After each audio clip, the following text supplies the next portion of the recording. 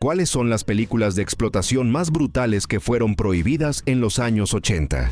La década de 1980 no solo fue luces de neón, synthwave y blockbusters familiares. Fue también una época donde el cine cruzó un umbral oscuro que casi nadie se atrevió a mirar de frente.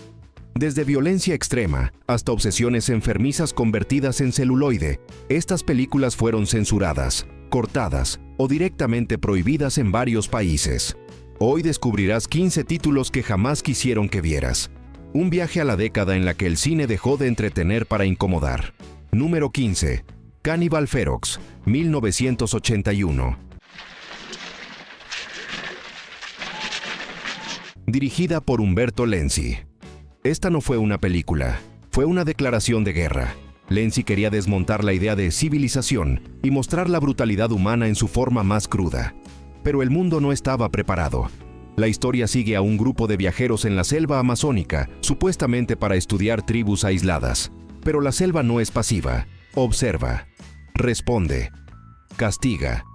Lo que muchos recuerdan no es el discurso, sino las escenas que levantaron protestas globales, mutilaciones, castigos tribales, crueldad mostrada sin metáfora. Fue prohibida en más de 30 países. En Reino Unido entró en la famosa lista negra de video nasties, donde las autoridades confiscaron y destruyeron copias. Sí, destruidas físicamente. Años después, críticos encontraron en Cannibal Ferox una reflexión extrema. A veces, los civilizados son los verdaderos salvajes. Pero la pregunta quedó sin respuesta, porque algunos mensajes se pierden cuando la sangre habla primero. Número 14. I Spit on Your Grave, 1978, popularizada en los 80, dirigida por Meir Sarchi. Aunque se estrenó técnicamente a fines de los 70, fue en los 80 cuando esta película se convirtió en mito prohibido. Circulaba en VHS sin cajas, sin carátulas, solo en cintas prestadas con advertencias dichas en voz baja. La trama es simple y devastadora. Una mujer es atacada. Luego, ella regresa para enfrentar a sus agresores. Pero lo que la hizo polémica no fue la violencia, fue la mirada. No había música que suavizara la escena, no había iluminación dramática, no había consuelo, solo realidad cruda, demasiado cruda. Críticos y activistas la llamaron misógina, repulsiva, imperdonable. Varios países la prohibieron completamente. Otros exigieron cortes de casi media hora. Pero con el tiempo surgió otra interpretación, más incómoda. No era una película sobre violencia contra la mujer. Era una película sobre una mujer reclamando su voz en un mundo que se la había quitado. No todos lo aceptaron. No todos debían hacerlo. Número 13. The Driller Killer, 1979. Dirigida y protagonizada por Abel Ferrara. Un hombre perdido en una ciudad que se cae a pedazos. Una mente que se fractura bajo deudas, hambre, ruido, soledad. Y una herramienta común convertida en símbolo de colapso, la taladradora. Ferrara no filmó horror para asustar, filmó horror para mostrar la descomposición interna de la ciudad moderna. Calles frías, muros húmedos, gente que mira pero no ve. La película fue prohibida en el Reino Unido no solo por sus imágenes, sino por algo más profundo, el miedo a que reflejaba demasiado bien la realidad. Los periódicos no hablaban de arte, hablaban de peligro social. Se convirtió en una película fantasma, prohibida, perseguida, pero buscada como objeto de culto por quienes querían ver lo que no debía verse. Hoy se estudia en escuelas de cine como documento de época, pero sigue siendo incómoda. Sigue oliendo a calle mojada, metal oxidado y desesperación urbana. Número 12. Faces of Death, 1978. Reeditada y perseguida en los 80. Dirigida por John Alan Schwartz. Aquí el cine cruza una línea que pocos se atreven a pisar. La frontera entre lo representado y lo real. Faces of Death se presentó como documental. Un recorrido por rituales, accidentes y muertes, filmadas alrededor del mundo. Algunas escenas eran recreaciones. Otras, no. Esa duda fue la que lo convirtió en leyenda negra. Prohibida en más de 40 países. Proyecciones clandestinas en sótanos, universidades, casas ajenas. Quien la veía no salía hablando, salía silencioso. Porque más allá del shock, había una pregunta imposible de desechar. ¿Por qué queremos mirar? ¿Qué parte nuestra se inclina hacia el abismo cuando el abismo mira de vuelta? Faces of Death no solo fue prohibida, fue temida. No por lo que muestra, sino por lo que revela sobre nosotros mismos. Número 11. Maniac, 1980, dirigida por William Lustig. Hay películas que muestran monstruos, y hay películas que te obligan a estar dentro de la mente del monstruo. Maniac hizo eso, y por eso fue odiada, temida y prohibida. Frank Zito no es un villano tradicional. No se esconde en la noche como un depredador sobrenatural. Camina entre la gente. Respira el mismo aire, se sienta frente a vitrinas y se mira reflejado, sin encontrarse. Su infancia marcada por abuso y abandono se convierte en un desgarro constante, una herida que nunca cerró y que él intenta coser con piel ajena. La película no es corta, no suaviza, no ofrece distancia emocional. La cámara se queda, demasiado cerca, demasiado tiempo, hasta que la incomodidad se vuelve física, hasta que uno siente que el aire se vuelve más denso, más pesado. Maniac fue prohibida en Alemania, Corea y partes de Reino Unido, no solo por la violencia, sino porque no había una moraleja, no había castigo, no había consuelo, solo un retrato sincero del horror que puede nacer dentro de una mente rota. Al final, la verdadera pregunta no era ¿quién es Frank Zito?, sino ¿cuántos gatos caminan hoy frente a nosotros sin que lo notemos? Número 10. Cannibal Holocaust, 1980. Dirigida por Ruggero Deodato. Aquí no hablamos de una película, hablamos de un juicio, de un caso legal, de un director arrestado bajo cargos de asesinato, porque Cannibal Holocaust no solo quería mostrar violencia, quería borrar la línea entre ficción y documental, quería que el espectador dudara de todo. La historia sigue a un grupo de documentalistas que viajan a la selva para filmar tribus indígenas. Pero lo que encuentran no es barbarie externa, es la propia brutalidad del equipo, disfrazada de periodismo. La película fue secuestrada por el gobierno italiano, copias confiscadas, Deodato detenido, actores llamados al tribunal para demostrar que no habían sido asesinados. Y aún así, lo más perturbador no fueron los cuerpos. La cámara como arma, el lente como explota, la civilización como depredadora. Cannibal Holocaust fue prohibida en más de 50 países, y aún hoy, verla es una experiencia incómoda, no por lo que muestra, sino porque nos obliga a reconocer algo. El horror más profundo no está en la selva, está detrás de la cámara. Número 9. Blood-Sucking Freaks, 1976, resurgida en los 80, dirigida por Joel M. Reed. Si Cannibal Holocaust fue acusada de realismo cruel, Blood-Sucking Freaks fue acusada de crueldad como espectáculo. Un teatro clandestino en Nueva York. Un anfitrión que presenta tortura como arte. El público aplaudiendo sin saber si lo que ve es verdadero, o si simplemente ya no distingue la diferencia. Las escenas eran tan extremas que feministas protestaron frente a los cines, exigiendo su prohibición total. Pero lo más inquietante fue lo que ocurrió luego. El intento de prohibirla volvió más deseada, más buscada, más vista. Las copias circulaban como contrabando, se vendían en bolsas negras, sin etiquetas, sin advertencias. Lo que la volvió mítica no fue su gore, fue la pregunta que dejaba en el aire. ¿El horror deja de ser horror cuando se vuelve espectáculo? ¿Y qué dice eso de nosotros? Número 8. The Last House on Dead End Street, 1977, redescubierta en los 80, dirigida por Roger Watkins.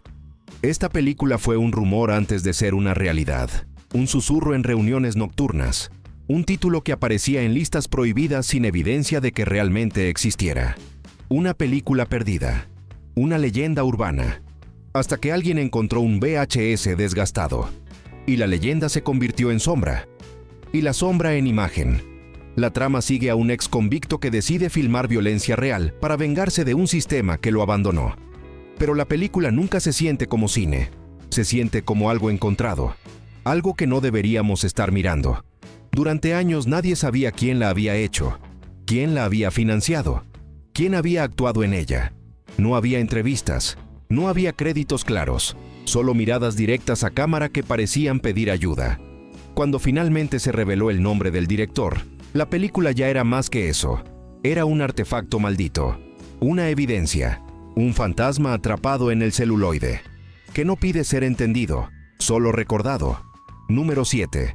The Evil Dead, 1981, dirigida por Sam Raimi. Antes de ser una franquicia, antes de las risas, las parodias y el estatus de culto, The Evil Dead fue un acto de locura. 5 amigos, una cabaña perdida en el bosque, un libro que jamás debería abrirse, un destino sellado en carne, madera y demonios. Sam Raimi tenía 20 años, no tenía estudios de cine, no tenía permiso para filmar, no tenía apoyo de estudios. Tenía un sueño y un grupo de amigos dispuestos a sangrar por él. Literalmente, los actores se rasgaron la piel, se quebraron los huesos, fueron enterrados, congelados, colgados y lanzados contra árboles. Todo por lograr lo imposible, crear horror puro, sin filtros, sin descanso, sin escapatoria. La cámara se movía como si algo invisible estuviera observando, persiguiendo, respirando detrás del cuello del espectador.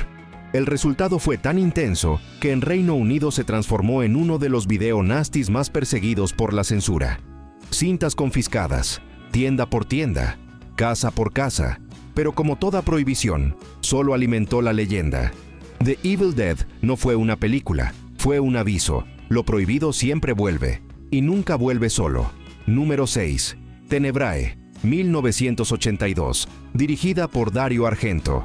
Dario Argento no hacía películas de horror, hacía pesadillas elegantes. Tenebrae es una danza, una coreografía de sombras, un asesinato convertido en estética. En ella, un autor viaja a Roma para promocionar su última novela, pero un asesino comienza a recrear los crímenes del libro, página por página, cuerpo por cuerpo. La línea entre ficción y realidad se borra, hasta desaparecer. La película fue prohibida en Reino Unido por sus escenas de violencia extrema. Pero lo que realmente incomodó a las autoridades no fue la sangre, fue algo más profundo. Una pregunta: ¿qué pasa cuando el arte empieza a devorar a su creador? Argento lo sabía, y filmó esa angustia con precisión quirúrgica. El plano más famoso, un recorrido de cámara de más de 3 minutos sobre una fachada, no muestra la muerte, muestra anticipación, muestra la belleza del horror, la seducción del peligro, la voz del abismo diciendo: mírame, solo mírame. Número 5. The New York Reaper, 1982, dirigida por Lucio Fulci. Fulci no trataba de aterrorizar al espectador, trataba de desgarrarlo, de mostrarle cada fibra nerviosa expuesta. The New York Reaper no es un cine de horror tradicional, es una carta de odio, un lamento, un grito desgarrado contra una ciudad en ruinas. Un asesino persigue mujeres en una Manhattan hundida en basura, humo y desesperación. Pero lo que perturbó al público no fue la violencia, fue la indiferencia con la que la película mostraba la humanidad despedazándose. No había música heroica, no había justicia, no había salvación, solo una sociedad enferma que no sabe que está muriendo. El censor jefe de la BBFC detuvo la proyección a los pocos minutos y dijo: «Esto nunca verá la luz en mi país». Y durante casi 2 décadas, así fue. Censura total, silencio impuesto. Pero el silencio nunca borra el eco, solo lo hace más profundo. Número 4. Thriller, A Cruel Picture, 1973, renacida en los 80. Dirigida por Bo Arne Vivenius. Una película puede ser violenta, puede ser cruel, puede ser perturbadora, pero Thriller no fue hecha para ser vista, fue hecha para doler. Frigga es abusada, traicionada, explotada, y en silencio, sin voz, sin defensa, sin mundo. Se entrena con armas, con manos, con la mirada. No para la justicia, no tengo equilibrio, para venganza. El filme fue prohibido en varios países, no solo por su violencia explícita, sino porque mostraba algo que pocas películas se atrevían a mostrar: la violencia como respuesta legítima, no como pecado, no como crimen, como supervivencia. Por eso fue perseguida, por eso fue confiscada, por eso circuló en cintas clandestinas durante toda la década de los 80. Décadas después, Tarantino la vería, y nacería El Driver. Pero en los 80, Thriller era más que cine, era un susurro entre personas que sabían lo que era sufrir. Y no olvidar. A veces la justicia no llega, a veces uno tiene que construirla con sus propias manos. Número 3. Men Behind the Sun, 1988, dirigida por Tung Fei Mo. Esta no es una película para entretener. No busca sobresaltar. No quiere asustarse. Quiere herir. Men Behind the Sun muestra las atrocidades reales cometidas por la Unidad 731 del ejército japonés durante la Segunda Guerra Mundial. Experimentos humanos, tortura científica, niños, ancianos, prisioneros. Nadie está a salvo. Nadie es recordado como héroe. Nadie es rescatado. Cuando se estrenó, el público no sabía cómo reaccionar. No parecía ficción. No se sentía como ficción. Rumores comenzaron a circular. ¿Usaron cadáveres reales? ¿Se filmaron experimentos auténticos? El director tuvo que defenderse públicamente. Pero no ayudaba que algunas escenas parecieran demasiado verdaderas para ser actuadas. En Australia, Corea del Sur y varias regiones de China, prohibida. En Estados Unidos, circulación limitada. En Europa, copias confiscadas. Pero esto es lo que más dolió. En Japón, el país responsable histórico de los hechos, no quiso hablar de ella. Men Behind the Sun no fue censurada por sangre, fue censurada por la memoria, porque hay horrores que no se quieren recordar y otros que no se pueden olvidar. Número 2. Nightmares in a Damaged Brain, 1981. Esta película no fue solo prohibida, metió gente a la cárcel, literal. Nightmares in a Damaged Brain sigue a un expaciente psiquiátrico consumido por visiones y traumas que lo empujan hacia una espiral de violencia. Pero lo que horrorizó a la censura no fue la historia, fue la intención. La película no mostraba violencia como espectáculo, la mostraba como resultado de abandono, de enfermedad, de silencio. Cuando se lanzó en Inglaterra en formato VHS, los censores lo consideraron material capaz de provocar daño social. La policía incautó miles de copias. Los distribuidores fueron procesados. David Hamilton Grant, encargado de lanzar la película en el Reino Unido, fue arrestado y sentenciado bajo leyes de obscenidad. Es la única película de la era video nasty que terminó con cárcel real. Irónico, ¿no? Una película sobre un hombre destruido por el sistema. Destruyó a otro por el sistema. Nightmares no pide que entiendas la violencia. Solo te obliga a verla sin escapatoria. Y ahí es donde duele. Número 1. Necromantic, 1987. Dirigida por Jörg Buttgereit. Hay películas perturbadoras, hay películas imposibles, y después está Necromantic, una historia de amor. Pero no como la conocemos, no está cálida, no humana, no viva. La película sigue a un trabajador de limpieza forense que recoge un cadáver y lo lleva a su casa como regalo romántico para su pareja. Sí, eso. La censura global fue inmediata. Alemania, prohibida. Reino Unido, prohibida. Noruega, prohibida. Nueva Zelanda, prohibida y perseguida legalmente. En Estados Unidos, proyecciones clandestinas únicamente. Críticos la calificaron como corrupción cultural, terrorismo artístico. La película que prueba que el cine puede odiar al espectador. Pero quienes la vieron en secreto, descubrieron algo más. Debajo de la putrefacción, del silencio, del vacío, hay tristeza. Necromantic no glorifica la muerte, la abraza, como quien abraza aquello que no puede entender, como quien ama lo que lo destruye, como quien mira el abismo y ve su reflejo. Por eso está en el número 1, no porque sea la más brutal, sino porque es la que jamás podés olvidar.